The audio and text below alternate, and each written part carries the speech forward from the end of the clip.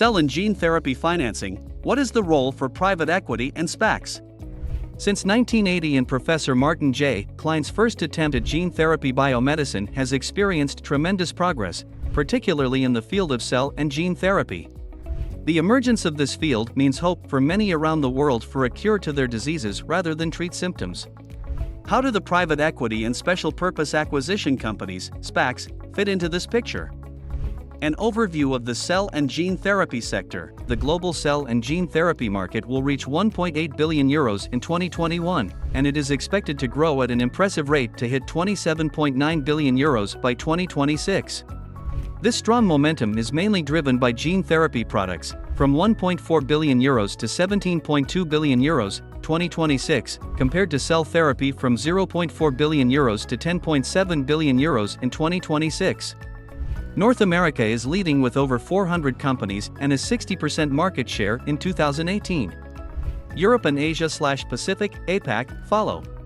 From 2018 to 2019, public and private institutions in the US and Europe have invested more than $15 billion in cell and gene therapies to accelerate product development. That contribution has helped strengthen the pipeline of potential drugs. For Alliance for Regenerative Medicine, there are 1,085 cell, gene, and tissue-based therapeutic developers worldwide, with North America, 543, leading, followed by Asia/Pacific, 295, and Europe, 209. Those companies are involved in 1,220 ongoing regenerative medicine and advanced therapy trials worldwide, with 3 leading indications: oncology, 554, central nervous system, 94, and monogenetic diseases, 87. There are 378 ongoing clinical trials with sites in Europe, and companies headquartered in Europe raised $3.6 billion in 2020. In the US, $11.8 billion were raised by companies, and 505 clinical trials are ongoing in 2020. On the deal side, 2020 was a strong year globally, with 141 deals compared to 83 in 2019. Those activities can be trimmed into 86 licensing, 25 strategic R&D collaborations, 23 corporate acquisitions, 4 product acquisitions, 2 joint ventures, and 1 other. Large pharmaceutical companies have been partnering with innovative developers.